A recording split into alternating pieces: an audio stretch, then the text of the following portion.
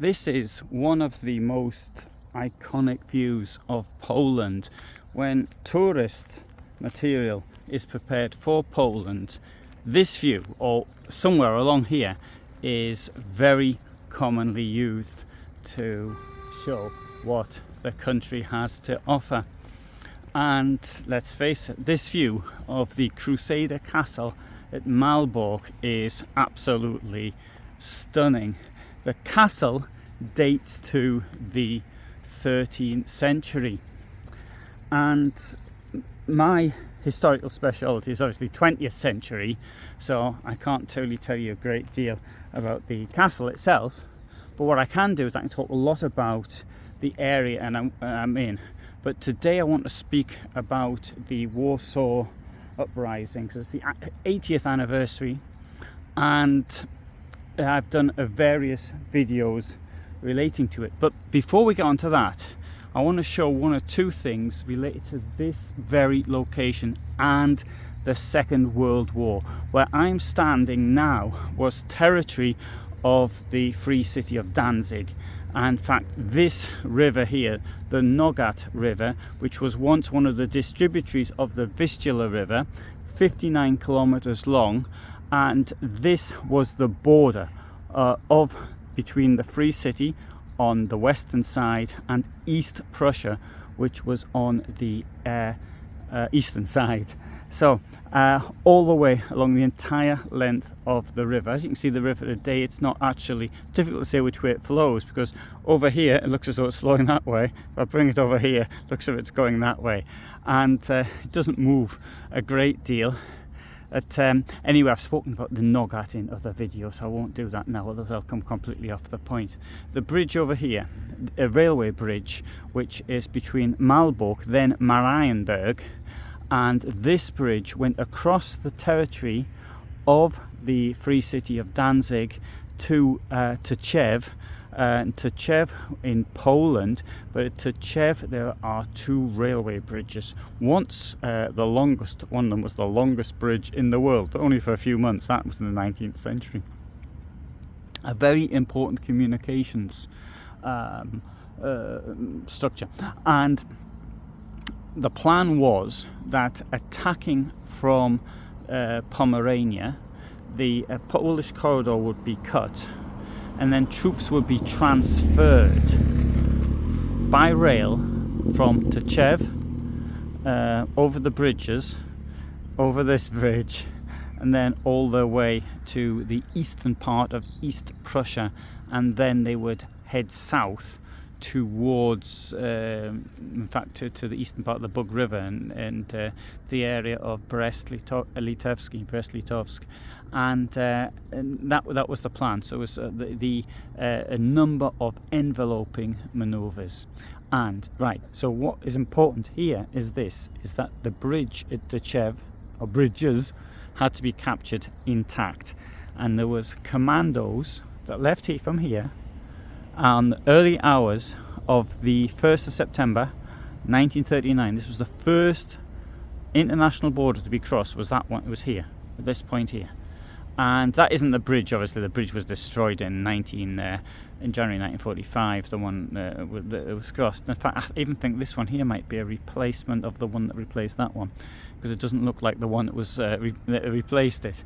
But the commandos were stopped at a place called Simonsdorf, and the Polish workers there, railway workers, were able to warn the garrison at Tczew using flares, and as it turned out, without cut a long story short, the bridges were actually blown up. So, and they weren't repaired until March 1940. Indeed, in a number of my videos have actually shown the bridges. Now, I prepared videos on the bridges at Tczew more than 5 years ago, and I still haven't actually put them together. Let's hope I manage to get this one up a little bit earlier. I might get it up for the centenary of the Warsaw Uprising. Now, the reason I'm talking about the Warsaw Uprising is that I done a number of videos on the uprising itself. Now, the uprising, after 5 long years of occupation, and here's the bridge. Here's the train coming over the bridge right now.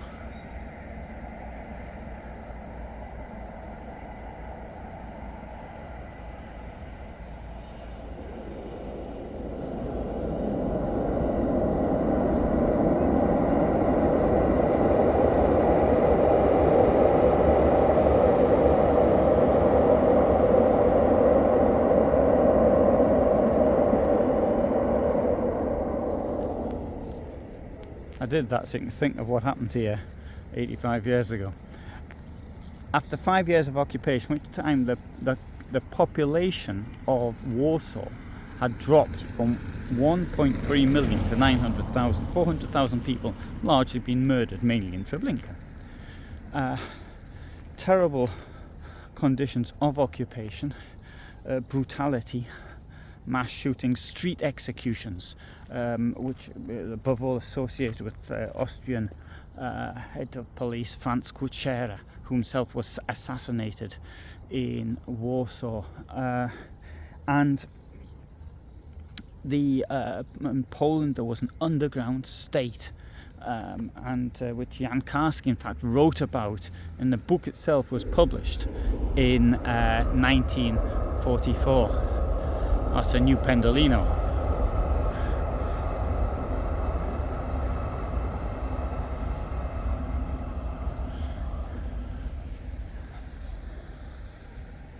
And anyway, the Warsaw Uprising broke out, I think, because of false information. The fact it seems that the Soviet troops were not much further than Garwolin, but there were those that believed that already in the suburbs of Warsaw, Praga. In fact, there'd been a conference to have for the uprising to start a couple of days earlier. Anyway, so 5 o'clock on the 1st of August it breaks out.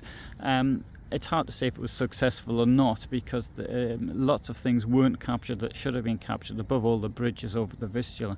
And if the bridges had been captured, this would have been a really difficult problem for the Nazis to deal with. Anyway, on the situation conference, nearly on 2nd of August 1944, Hitler ordered everything and everybody to be destroyed. And this order was passed to Himmler. Himmler then went to Poznan, Posen, and then he collected together police groups and others, put them under the command of Heinz Reinefeld, and then they were sent to Warsaw, and there they began to fulfill Hitler's order, killing everything and everybody. Indeed, on the 5th of August, there was or 6th of August, I can't remember the date exactly, there was Reinefeld sent a message saying he doesn't have enough rounds of ammunition to kill everybody who has to be killed. So a huge massacre of people in the Wola district, working class district of to the west of Warsaw. Others actually joined this. There was the Dielawanger Sonderkommando, made up of largely criminals recruited from concentration camps, and also Soviets who sort of gone over to the Nazis. Now, the reason I'm sort of talking about all this now sort of is do a little bit of an introduction, because I did in Warsaw when I was there 6 weeks this summer, and I did a number of videos relating to the Warsaw Uprising, and in particular the massacres which took place in the Wola district, which I think there's very little information on. When I read I've forgotten his name. This is what happens in this Warsaw. He interviewed me to study at London University. I've forgotten his name. Norman Davis. When I read his book on Warsaw about 20 years ago, and he only had one paragraph on the Wola massacre, and I thought that was a long paragraph, but it was only one paragraph. And I thought of all these tens of thousands of people who died, and anyway, so admittedly, what I've tried to do is I went around from one place to another, and I sort of filmed locations. I've also done videos on Dielawanger, and admittedly, in the case of Warsaw, what I did was I started walking around from the places where the massacres took place, from one next to the next, and then I was still in the Warsaw, still in Wola, and I thought it isn't very good. I mean, first of all, it just seems like a bit like, I don't know, it seems some way to think, it just seems I wasn't taken seriously. That's the first point. Second thing was, I mean, I could miss something out. Another thing is that some of the information which I had seemed to me to be a bit illogical, and when trying to base off people's memories, because that's what it is, and often they weren't taking notes. This was time of horror and fear for them, so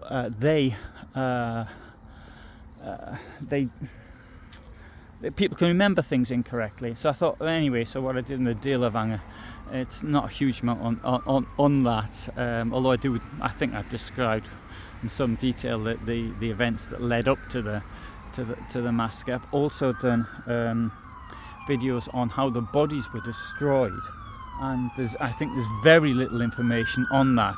There's something called the Verbrennungskommando, so the incineration unit, and that is it's a pretty horrific story of how, I mean, I've already done things, for example, a video on Sonderkommando 1005, how the bodies were destroyed. I've done a video 1 years ago, how the bodies were destroyed at Auschwitz and Hermann ad Nerum, Kulmhof, and so there's that as well.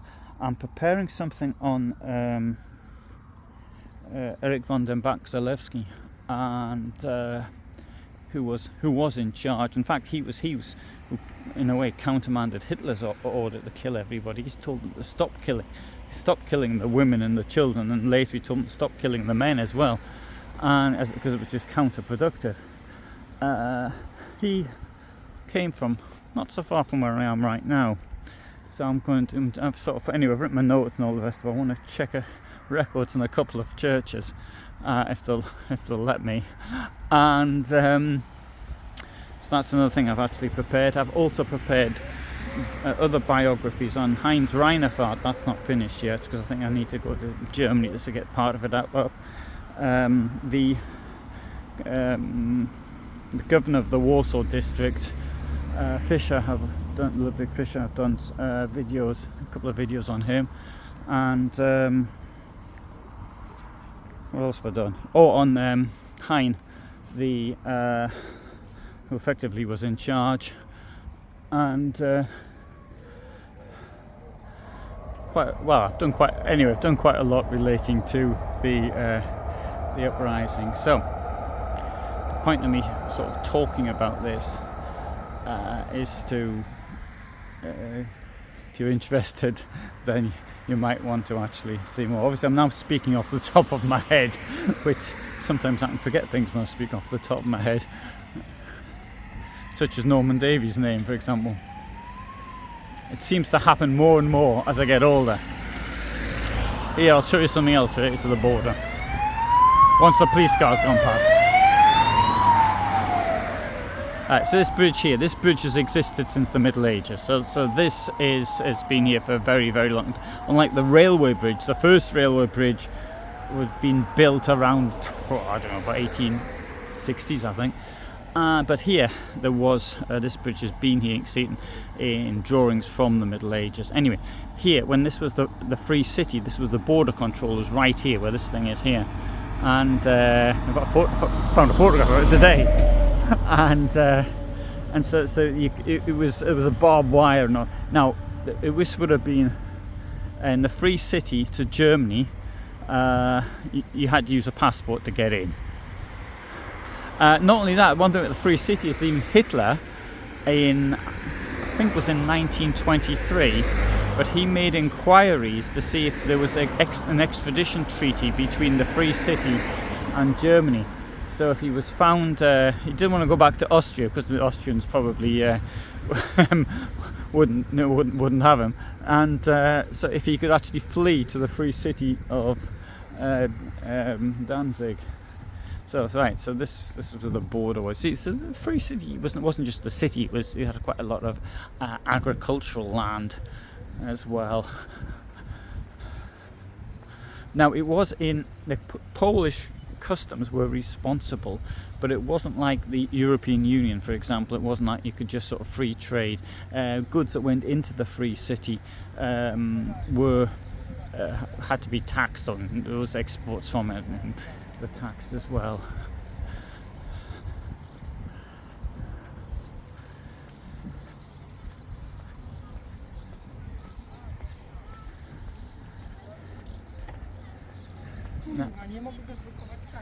Now, I'll tell you what I've done here, because now you think, oh, it's a history site, must have done something on that castle over there. Well, I haven't.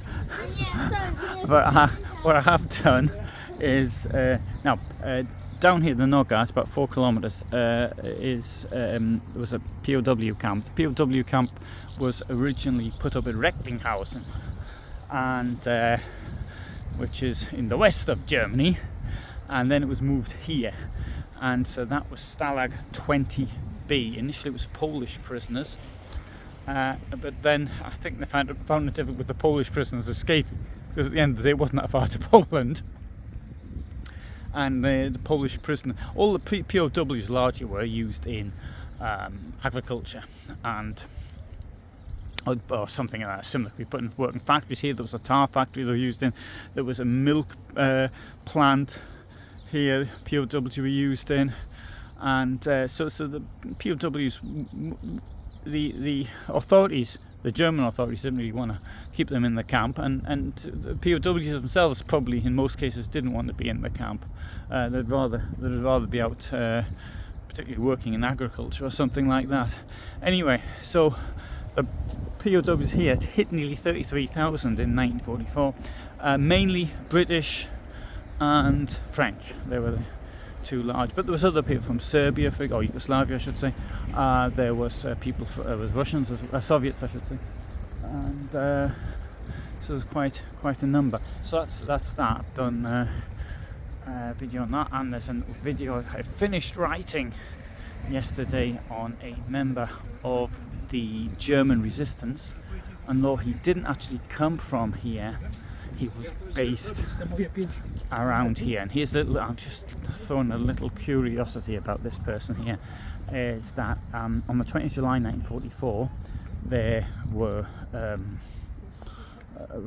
how should I put it, I've forgotten the word now in English. Oh dear. Aye, this is bad. There were successful revolts. For example, in Paris, the uprising was successful. In Berlin, it might have been successful, had it worked out a bit differently. In Vienna and Prague, there was a certain level of success, and there was in Kassel as well. Anyway, so I came across this information about in Lublin, and this person that I've done the video on, Ulrich Spoleter. He was in Lublin, and his unit took over certain part in Lublin. Now Lublin's really odd, because Lublin, the Red Army was just a few kilometers away at the time. In fact, it camped Lublin around completely by around the 25th of July 1944. So anyway, so he was a priest here, and there's a church in here called the Marienkirche. Well, it was called that, I don't know what it's called now. And so he used to preach here, and he used to preach in another one, the St. Georgen Kirche. And he was a member of what's called a confessing church, and he'd spent had a couple of stints in prison. And indeed, in the summer of 44, he had to send his wife off from here, from Malbork, Marienburg, to safety. So, okay, good. So even if this little talk here hasn't been all that interesting, at least you've seen some good, nice views. Look, it's outstanding. I need to point out though that most of this was a complete wreck when the battles were over. And not only that, the old town, which it did have an old town, and there were photographs to show it had an old town. Now it was never rebuilt, which is a pity really. But I always understand that people have to live somewhere, and housing was really there wasn't much housing around at all. So houses had to go up quickly. And then they didn't really care though about preserving, the communists didn't care about preserving the past unless it suited their purposes. Now this castle here, it is alleged that some of the other castles in the area, the bricks were taken away from there to rebuild this here. It is alleged. I don't know if it's true or not. But it's incredibly impressive. I think this lovely walk we've got here, and this path goes. Well, I walked as far as the former POW camp along the path, and there's an escarpment that goes up quite high. So I didn't cycle, and also because when I'm filming, I'm taking photographs and things. So I'm on the bike, I'm constantly stopping. But this is absolutely wonderful place to visit, and I haven't even been inside the castle. I was doing other things, walking around and doing my own history stuff, and the access to archival materials here very, very, very helpful.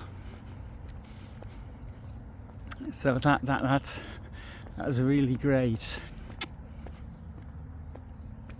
So I have done on this trip, I've sought out places where there were things which interest me, so it's really mainly related to things, the Holocaust, but I think I've done quite a huge amount of background filming and videos to put together. And I know that I'm often like this, is that I collect all this material, and then I don't actually put it to use. I've got stuff, as I mentioned earlier, I've got the bridges, which is something to Chev, something that really interests me, and I still haven't put the videos together.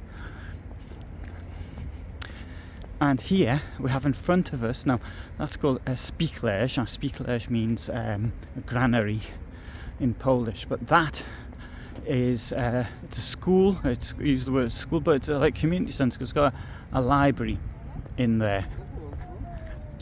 And but obviously it's been it's new, but there was the same building in that position before the war, so they've actually effectively just replaced something. I think this is absolutely amazing urban renewal along here.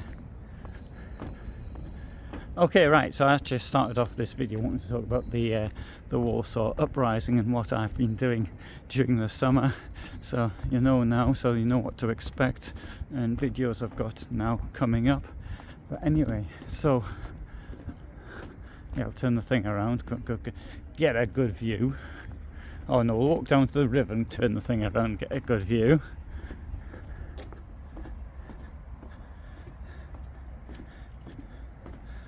Well, I mentioned the Nogat, there's nothing to do with history, but where I am parked, my van is just the other side of this bridge, about 500 metres further beyond the bridge, and my motorhome, and they've got this wonderful marina there with an outdoor swimming pool, so you can swim in the river, but they've put all of this sort of equipment in the river for like slides and things of this nature, which I think is absolutely brilliant. No, fantastic, isn't it? Wonderful view. So thanks for watching, hope you found that interesting. So now you know what I'm going to be doing. All the best from me, and bye for now.